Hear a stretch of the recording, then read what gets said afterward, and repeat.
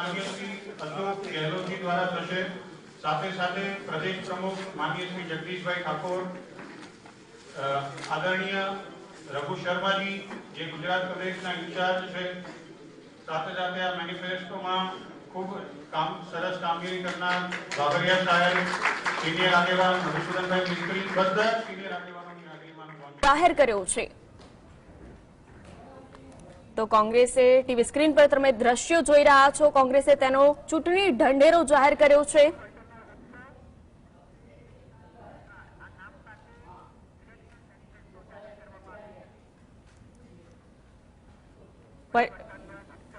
परिवर्तनનો उत्सव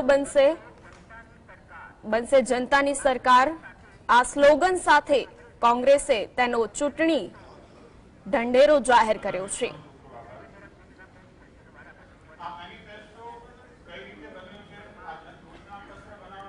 તો આ ચૂંટણી ઢંઢેરામાં અશોક ગહેલોત પણ હાજર છે। થોડીક વારમાં અશોક ગહેલોત મીડિયા સાથે વાતચીત કરશે।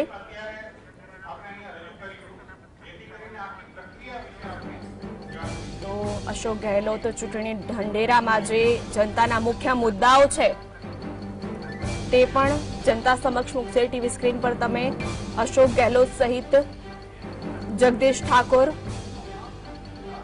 सहितना अनेक नेताओ त्यां हाजर रह्या छे। साथे ज भरतसिंह सोलंकी पण त्यां हाजर जोवा मळी रह्या छे।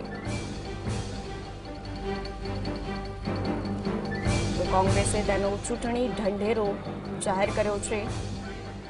सिद्धार्थ पटेल मोटा भागना कांग्रेसना पूर्व प्रमुखो पण आ मेनिफेस्टोनी प्रेस कॉन्फरन्समां हाजर जोवा मळी रह्या छे।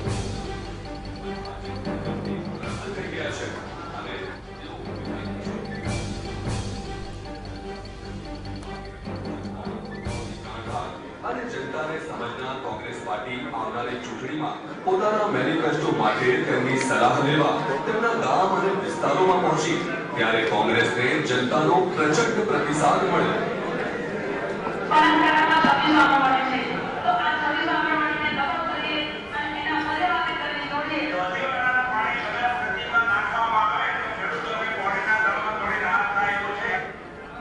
सारी शिक्षण व्यवस्था आयोजन थाय, सरकारी स्कूलों इंग्लिश मीडियम लेवल सुधीनी बने।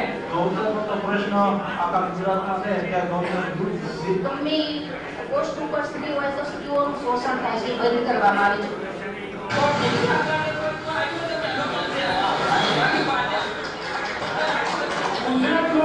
એવું તમે લાવો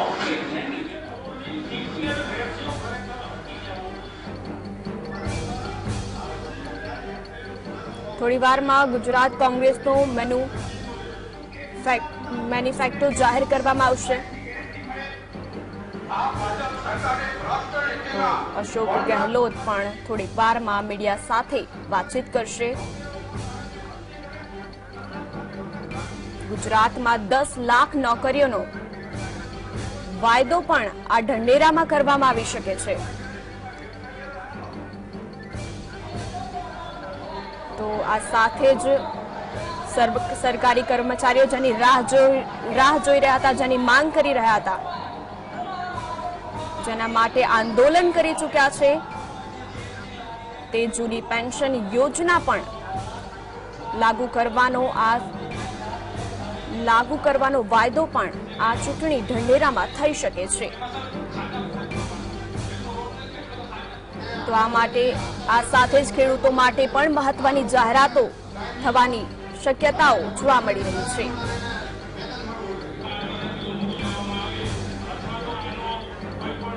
शिक्षणने कई रीते सस्तुं बनाय अने तेमां पण लोकोने कई रीते फायदो थाय तेना पण वायदा आ चूंटणी ढंढेरामां करवामां सामेल होय तेवुं बनी शके छे। मोंघवारीथी त्रस्त जनताने राहत आपवा माटे पण કેટલાક મુદ્દાઓનો પણ આ ચૂંટણી ઢંઢેરામાં સમાવેશ થઈ શકે છે।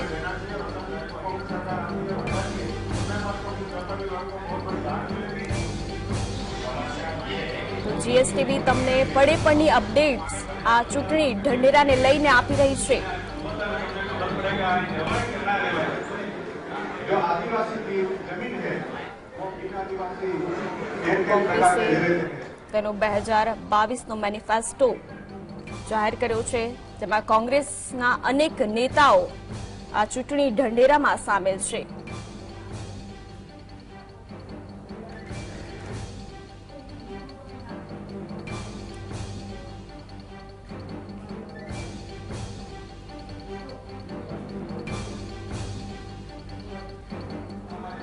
મહિલાઓને ક્યારે ગુજરાતમાંથી સુરક્ષા મળી નથી અને જ્યાં જોઈએ ત્યાં મહિલાઓ પર રેપના પ્રશ્નો વધારે થાય છે। કોંગ્રેસ સરકાર આવે તો શું કરી શકે એના માટે? કોંગ્રેસ પાર્ટીએ ગુજરાતના ગામે ગામ જઈને લગભગ 50 લાખ લોકોનો પરસ્પર સંપર્ક કર્યો। એટલું જ નહીં, મોબાઈલ કોલ અને વેબસાઇટ દ્વારા 10 લાખથી વધુ લોકો જોડાયા। કોંગ્રેસે તેમના દુઃખ અને તકલીફો સાંભળી અને તેમના સલાહ સૂચન લીધા।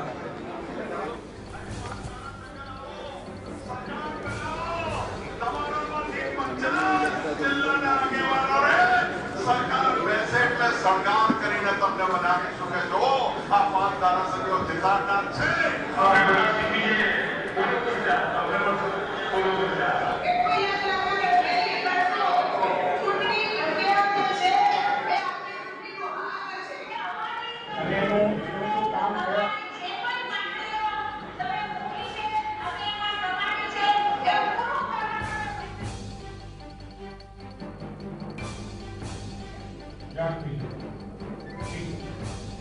भाई स्क्रीन चलाओ।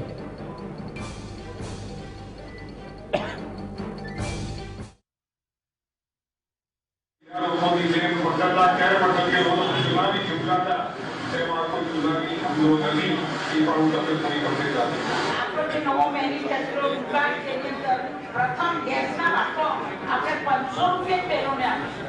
લોકોની સરકાર અને લોકો દ્વારા સૂચવાયેલા ચૂંટણી ઢંઢેરો થોડી ક્ષણોમાં જાહેર થશે। ઘણી બધી જાહેરાતો આમાં થઈ શકે છે, જનતાને લોભાવનારી ઘણી બધી વાતો આમાં સામેલ હોઈ શકે છે। વિધાનસભા ચૂંટણી 2022માં કોંગ્રેસ ગુજરાતમાં ચૂંટણી ઢંઢેરો જાહેર કર્યો છે, જેમાં ઘણી બધી બાબતોનો સમાવેશ કરવામાં આવ્યો છે। જનતાને લુભાવી શકે તેવી તમામ વાતો છે। ઊંચી શિક્ષણ ફી અને ડોનેશન પર પ્રતિબંધનો વાયદો કરવામાં આવ્યો છે। આ સાથે જ અનેક વાયદા કરાયા છે। વર્તમાન શિક્ષણ ફી સ્થગિત કરી તાત્કાલિક ફીમાં 20%નો ઘટાડો પણ કરવામાં આવશે તેવી પણ જાહેરાત કરવામાં આવી છે। તો લંપીથી મૃત્યુ પામેલા ગૌમાતાના પાલકને વળતર અને સહાય ચૂકવવામાં આવશે તેવી પણ જાહેરાત કોંગ્રેસે ચૂંટણી ઢંઢેરામાં કરી છે। તો પશુચારો અને ખાણદાણના ભાવ વધારાનું નિયમનોના વાયદો કરાયો છે। વિધાનસભા ચૂંટણીને લઈને કોંગ્રેસે ચૂંટણી ઢંઢેરો તેનો જાહેર કરી દીધો છે।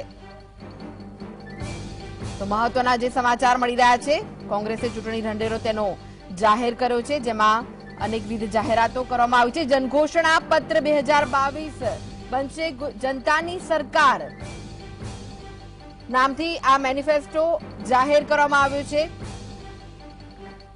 સાથે જ રાહુલ ગાંધીના જે 8 વચન છે તે કેન્દ્ર સ્થાને પણ રાખવામાં આવ્યા છે। અનેક બાબતોનો સમાવેશ કરાયો છે। ઝૂંપડા વસાહતોને ચાલીઓમાં શરત વિના ગટર, પાણી અને વીજળીની સુવિધા જો કોંગ્રેસની સરકાર બનશે તો આપવામાં આવશે। વસ્તી મુજબ શૌચાલયની પણ વ્યવસ્થા કરવામાં આવશે તેવું ચૂંટણી ઢંઢેરામાં કહેવામાં આવ્યું છે। વિધાનસભા ચૂંટણી 2022નો કોંગ્રેસે ચૂંટણી ઢંઢેરો જાહેર કર્યો છે। અનેક જાહેરાતો કરવામાં આવી છે। જનતા લોભાવી શકે તેવી જાહેરાત કરવામાં આવી છે। અનેક મુદ્દાઓને આવરી લેવામાં આવ્યા છે, જે શિક્ષણનો હોય કે પછી મોંઘવારીને લગતો હોય, ગરીબોને લગતો હોય, અનેક મુદ્દા આમાં સમાવેશ તેમાં કરવામાં આવ્યો છે। અનેક મુદ્દાઓનો ઊંચી શિક્ષણ ફી અને ડોનેશન પર પ્રતિબંધનો વાયદો કરાયો છે। તો ઝૂંપડા વસાહતોને ચાલીઓમાં શરત વિના ગટર, પાણી, વીજળીની સુવિધા, જે પ્રાથમિક સુવિધા લોકોને નથી મળતી તે પણ આપવાની જાહેરાત કરાઈ છે। રાહુલ ગાંધીના જે 8 વચન છે તેને કેન્દ્ર સ્થાને રાખવામાં આવ્યા છે। ખેડૂતોને લગતી પણ અનેક જાહેરાતો થઈ છે। શિક્ષણ અને આરોગ્યના વ્યાપારીકરણ પર રોકનો વાયદો પણ કરવામાં આવ્યો છે। તો નાગરિકો પાસેથી લેવાતા ભારેખમ ટેક્સમાં 20% ઘટાડો કરવામાં આવશે તેવી પણ જાહેરાત કરાઈ છે। વારંવાર પેપર ફૂટવાની ઘટનાઓને રોકવા ભ્રષ્ટાચાર નિવારણ કાયદો લવાશે તેવી પણ જાહેરાત કરાઈ। યશસ્વી કાર્ય કરીને સમગ્ર રાજસ્થાનને એક મોડેલ સ્ટેટ દેશમાં બનાવ્યું છે એવા અશોક ગેહલોત સાહેબ આપણી વચ્ચે ખૂબ સમય આપી આપણા સૌના આદરણીય અને યશસ્વી કાર્ય કરીને સમગ્ર રાજસ્થાનને એક મોડેલ સ્ટેટ દેશમાં બનાવ્યું છે એવા અશોક ગેહલોત સાહેબ આપણી વચ્ચે ખૂબ સમય આપીને સતત આપણી સાથે રહેતા ડોક્ટર રઘુ શર્મા સાહેબ, આદરણીય મોહન પ્રકાશજી, માન્ય શક્તિસિંહજી, માન્ય ભરતભાઈ, માન્ય દીપકભાઈ, માન્ય અર્જુનભાઈ, માન્ય સિદ્ધાર્થભાઈ, માન્ય અમિતભાઈ, અમારા સૌના પ્રવક્તા આદરણીય પવન ખેડાજી, આલોક વર્માજી, અમારા સેક્રેટરી ઉષા નાયડુજી, વીરેન્દ્રસિંહજી, બી સંદીપજી, રામકિશન ઓઝાજી, અમીબેન યાજ્ઞેશ, અમારા પ્રવક્તાઓ ભાઈ મનીષભાઈ, હેમાંગભાઈ, બેનકર, અમિત નાયક, અમારા વિધાનસભાના ઉપનેતા શૈલેષભાઈ, ઇન્દ્ર વિજયસિંહજી, પ્રભાબેન તાવિયાડ, ચંદ્રિકાબેન, ઘનશ્યામભાઈ, હિતેન્દ્રભાઈ, સ્ટેજ ઉપર સૌ બિરાજમાન કોંગ્રેસના મોવડી મંડળ, અમારા અન્ય રાજ્યોમાંથી આવેલા સિનિયર મંત્રીશ્રીઓ અને વહાલા પત્રકાર મિત્રો, આજે જનતાનો અવાજ, જનતાના પ્રશ્નો સાંભળીને એ પ્રશ્નોને જન ઘોષણાના રૂપમાં આજે આદરણીય અશોક ગેહલોત સાહેબની ઉપસ્થિતિમાં આ ચૂંટણી ઢંઢેરો ડિક્લેર કર્યો છે એ જનતાનો અવાજ સાંભળ્યો છે। અને ગુજરાતમાં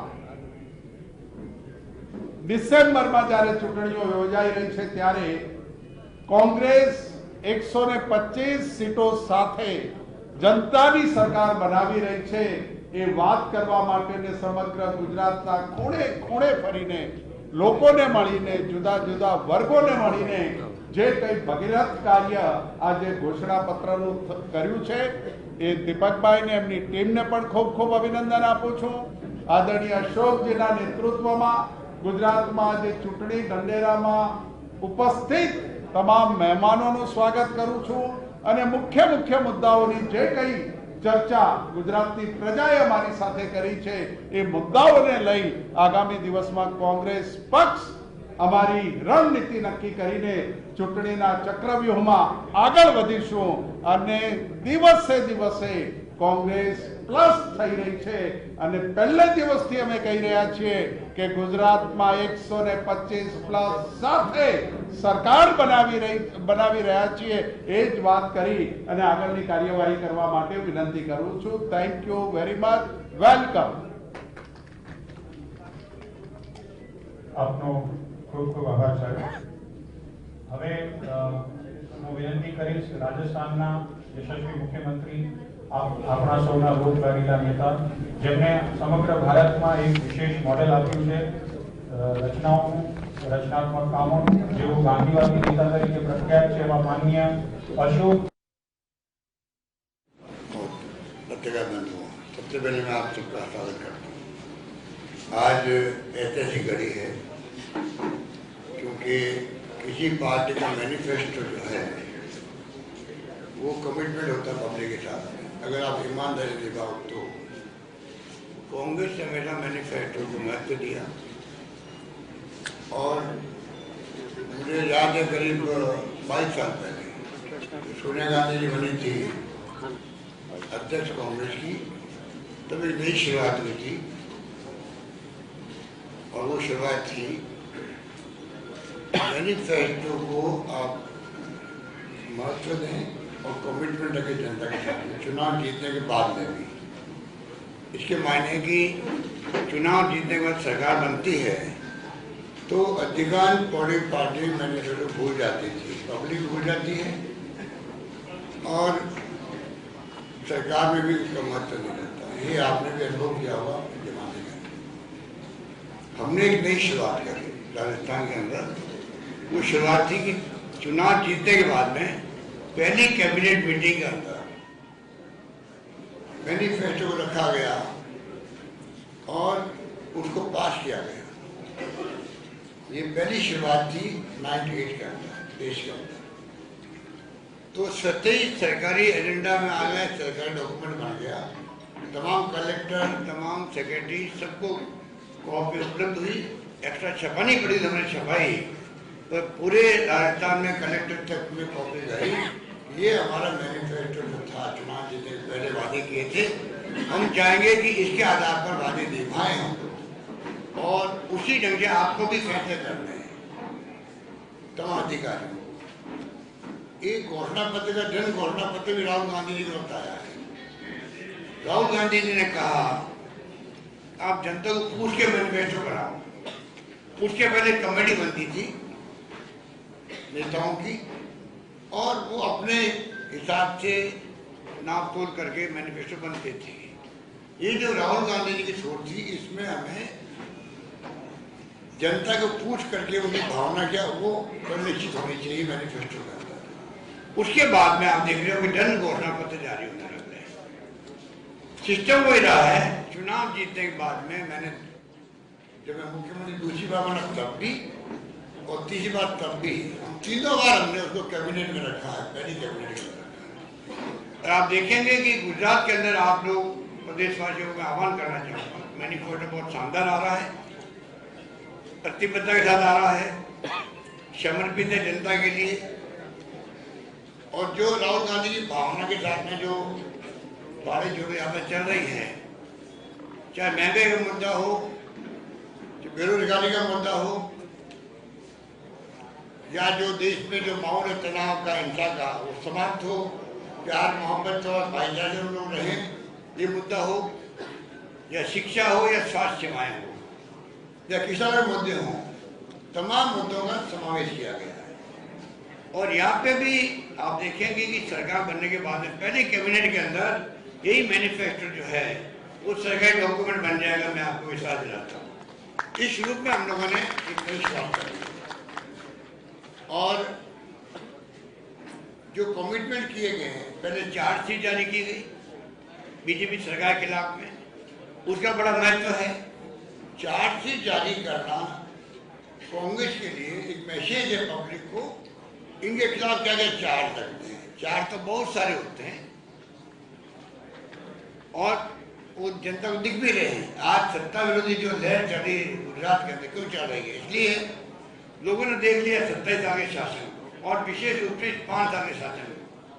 कोरोना में लोग मर गए, बचा सकती थी सरकार।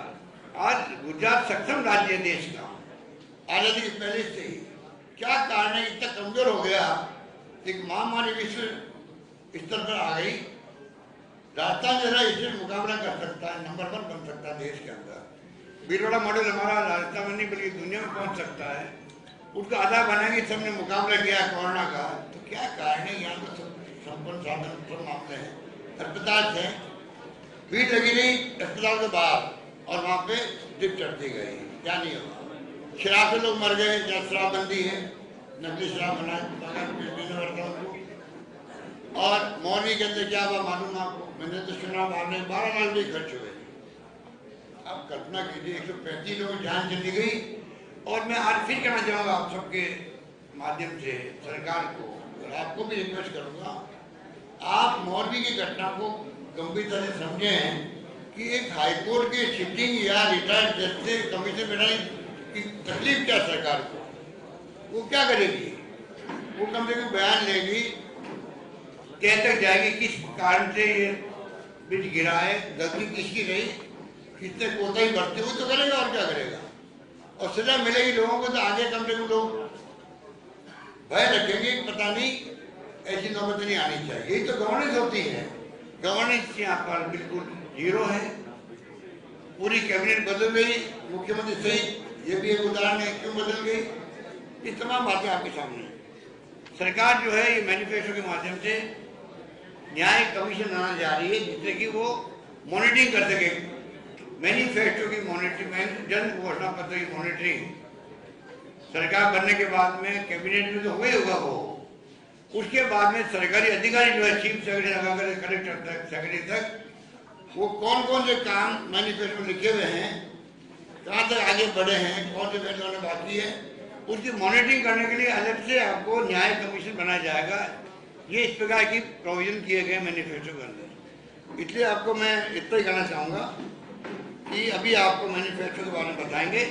जो वचन दिए गए राहुल गांधी जी द्वारा उनको मैं रिपीट नहीं करना चाहता, और वचन कोई एक्स्ट्रा हुए हैं, बढ़ाए गए हैं, तो वो आपको बाबरिया जी बताएंगे। मैं आपको इतना ही कहना चाहूँगा कि मैनिफेस्टो का सरकार के डॉक्यूमेंट बनाना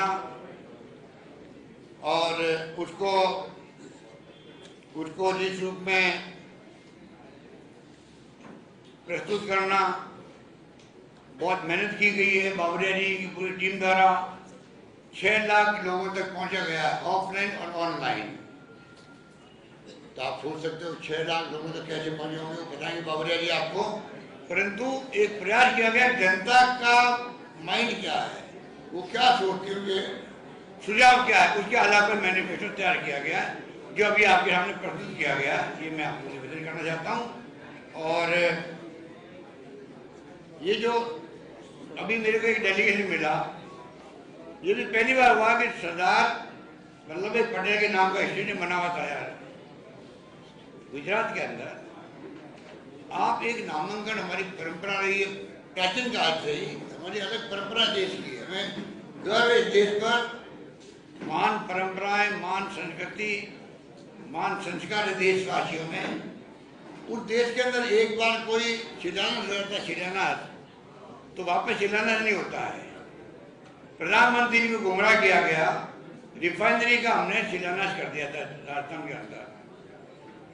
मिस्टर विल्पा मोली आ गए थे केंद्रीय मंत्री, सोनिया गांधी जी चेयरपर्सन थी एनपी, वो आ गई थी आपकी यूपी गवर्नमेंट की। इतना बड़ा प्रोजेक्ट का शिलान्यास हो गया था, सरकार बदल गई और उसके बाद में रोक दिया गया। 5 साल बाद वापस शुरू करने लगे, प्रधानमंत्री जी को बुलाया गया वापस। तो मैंने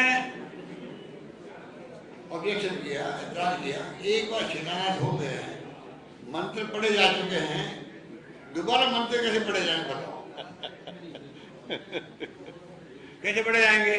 तो प्रधानमंत्री पीओ ने क्या किया, नए कार्ड छपाए होंगे मेरे ख्याल से, और लिखा प्रधानमंत्री जी कार्य शुभारंभ के अवसर आ रहे हैं। मतलब 5 साल से कार्य शुभारंभ नहीं किया, शिलान्यास हो गया हमारे वक्त में, अब कार्य प्रारंभ के उपलक्ष्य आ रहे हैं और वो आए वहां।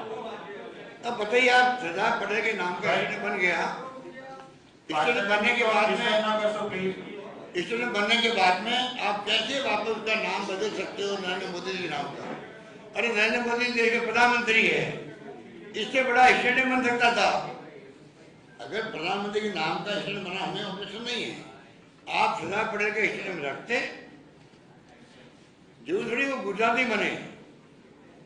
प्रधानमंत्री के नाम का स्टेडियम गुजरात के अलावा भी कहीं बन सकता था नरेंद्र मोदी के नाम का, वो उससे बड़ा होता है, इससे कोई ऐतराज नहीं होता। एक नामांकन होने के बाद में कैसे आप बदल सकते हो। अभी सुबह सुबह मेरे पास मिलने आ गए लोग, तमाम डेलीगेशन, और बड़े गुस्से में थे वो। हमने अभियान चला रखा है गुजरात के अंदर कि ये नामांकन बदला गया, ये वापस ठीक किया जा रहा है। ये कहने के लिए आए मुझे गाँव के लोग, उनके गाँव के लोग ही थे, सरदार पटेल के गाँव के लोग थे। तो ये जो इस प्रकार की जो आपके यहाँ परंपरा डाल रहे हैं बीजेपी वाले, वो मैं उसको किसी रूप में उचित नहीं मानता हूँ। बाकी हमारा जो मैनिफेस्टो है वो भी आप सुनेंगे, उनके मुख्य मुख्य पॉइंट आप चिंतन करेंगे, मनन करेंगे। मैं समझता हूँ उस पर आप जितना हमें सहयोग करेंगे, आर्टिकल लिखना हो, न्यूज़ बनानी हो, आपके ऊपर रहेगा। मीडिया का अच्छा सिस्टम है, मैं तो उसको बहुत महत्व देता हूँ जिंदगी के अंदर बचपन से ही।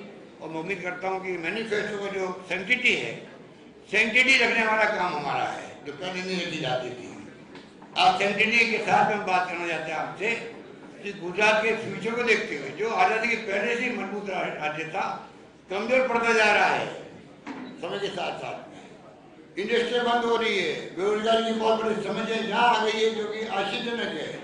महंगाई की मार यहाँ पे भी है, और शिक्षा, स्वास्थ्य, कर्मचारी की स्थिति क्या है। और लास्ट पॉइंट में कहना चाहूँगा ओपीएस के बारे में। हिमाचल प्रदेश में तो हवा चल रही है, आंधी चल रही है कि आप मतलब ओपीए लागू करें। हमारी सरकार हिल गई वहाँ पर। प्रधानमंत्री को बार बार आना पड़ रहा है, प्रधानमंत्री को यहाँ भी आना पड़ता है। वहाँ खुले में लोग हल्ला कर रहे हैं, कर्मचारी, किसी कीमत पर आप हमें ओपीए लागू कीजिए। यहाँ भी कर्मचारी गुस्सा है, पर यहाँ भय है साहब, भय के कारण कर्मचारी बोल नहीं पा रहा बेचारा। यहाँ का भला कर्मचारी है, मन के अंदर आक्रोश उसके भी है, क्योंकि सब चाहते हैं सोशल सिक्योरिटी मिले मुझे बुढ़ापे के अंदर, जब मैं रिटायर होता कौन नहीं चाहेगा। हमने पहल करी है, छत्तीसगढ़ में हो गया है, पंजाब में लागू हो गया है, झारखंड में लागू हो गया। धीरे धीरे सब राज्यों को करना पड़ेगा। प्रधानमंत्री जी मैं कहना चाहूंगा, आज आप नहीं मान रहे हो, वक्त आएगा आपको हमारी बात स्वीकार करनी पड़ेगी। सोशल सिक्योरिटी कर्मचारी देनी पड़ेगी, केंद्र में भी राज्यों के अंदर भी। आज बीजेपी की तमाम राज्यों ने तय कर लिया है कि हमें किसी कीमत पर ओपीए लागू नहीं करना है। ये उनका ध्येय बन गया है सब लोगों का, जो कि मैं उचित नहीं मानता हूँ। हमने पूरी स्टडी करने के बाद में एनपीएस का मैंने पहले भी आपको कहा, मैं वापस रिपीट नहीं करूंगा। शायद मैंने हिमाचल में कहा होगा, ह्यूमन कमीशन रोल कर रहा उसका। नंबर 1 हिमाचल में मैंने कहा प्रेस को। नंबर 2 CNAG, वो कह रहे 15 साल हो गए, 16 साल हो गए, अभी तक उसके नियम ही नहीं बने हैं। एनपीएस की जो नई पेंशन योजना है, ना उसके नियम बने हैं, ना प्रोसेस क्या होगा, कैसा अमाउंट कैसे मिलेगा, कोई अभी तक कार्रवाई नहीं हुई है। आप बताइए। और एनपीएस चल रही है अभी तक भी। नंबर 2 और नंबर 3 जुडिशियल पे कमीशन का हम इसको स्वीकार नहीं करते, और इसलिए इनको कई राज्यों को खाली जनता को भ्रमित करने के लिए कमेटी बनानी पड़ेगी। हिमाचल भी है, बीजेपी राज्य क्या कर रहे हैं कि चलो हमारे ऊपर ये दबाव आ रहा है, हम कमेटी बनाते देखते हैं क्या कर सकते हैं, वो टाइम पास करने के लिए। और लास्ट पॉइंट मेरा ये है, कल विजय सीतारमण ने, जो फाइनेंस मिनिस्टर है, उसने कहा है हम पैसा नहीं लौटाएंगे। जो पैसा जमा हो गया अभी तक हमारा 2004 के बाद में पैसा जमा हो गया है, और वो पैसे के लिए वो कह रही है हम ये पैसा लौटाएंगे नहीं। ये कर्मचारी में पैसा कटा हुआ है, एक ट्रस्ट बनाया गया है भारत सरकार में, पैसा उसमें जमा होता है, और जो कटता पैसा केंद्र सरकार का या कर्मचारी का और स्टेट गवर्नमेंट का, वो जमा उसमें होता है। अब मुझे बताइए, जो किस्तें जमा हुई है अभी तक, उसको इनकार कर रही है।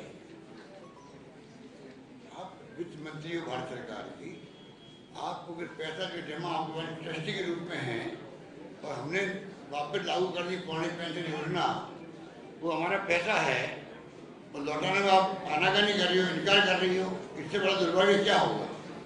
क्या इतना दिवालिया हो गया केंद्र सरकार?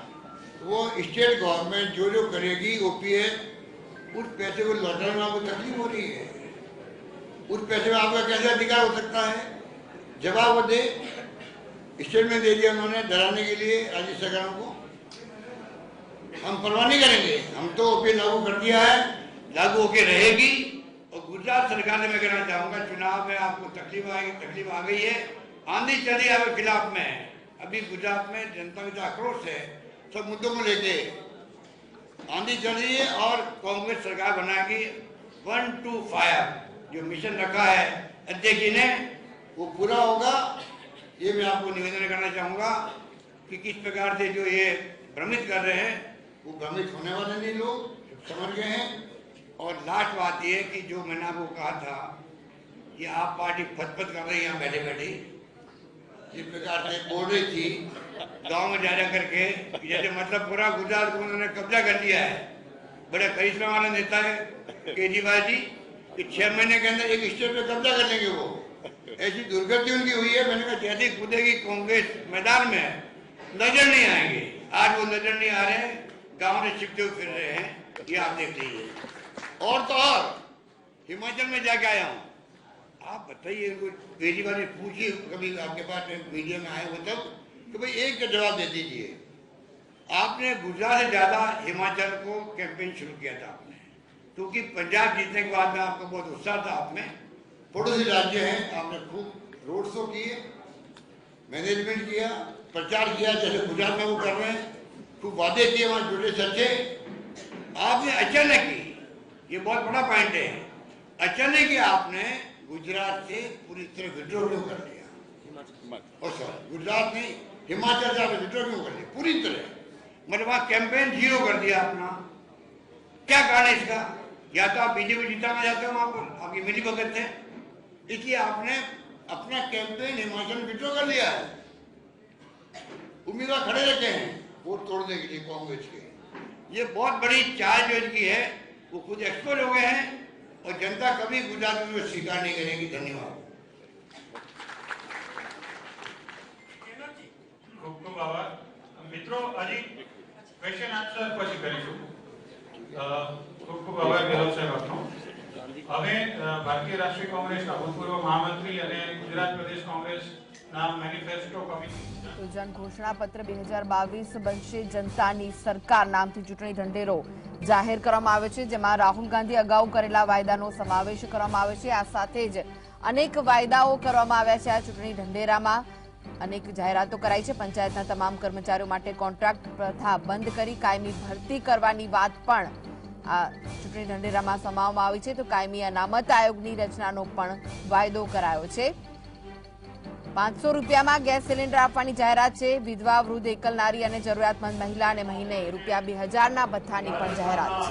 यशस्वी मुख्यमंत्री श्री आदरणीय गहलोत साहब, एआईसीसी इंचार्ज आदरणीय रघु शर्मा जी, प्रदेश समितिना प्रमुख आदरणीय श्री जगदीश भाई, मंत्री उपस्थित राजस्थान यशस्वी मुख्यमंत्री श्री आदरणीय गहलोत साहब, एआईसीसी इंचार्ज आदरणीय रघु शर्मा जी, प्रदेश समितिना प्रमुख आदरणीय श्री जगदीश भाई, मंत्री उपस्थित श्री मोहन प्रकाश जी, के हरिप्रसाद जी, के मुनीरप्पा जी, प्रदेश वरिष्ठ આગેવાનો भाई श्री भाई सोलंकी, श्री सिद्धार्थ भाई, श्री शक्तिसिंह भाई, श्री अर्जुन भाई, श्री अमित भाई, અહીંયા हमारी वच्चे उपस्थित एआईसीसी ना मंत्रियों श्री भूषा नायडू जी, वीरेंद्र जी, संदीप जी, रामकिशन ओझा जी, पवन खेड़ा जी, आलोक शर्मा जी, हमारा मैनिफेस्टो कमेटी में एडवाइजरी कमेटी ना मेंबर અને ડ્રાફ્ટિંગ ગ્રુપના પણ મેમ્બર એવા અમીબેન ગાંધી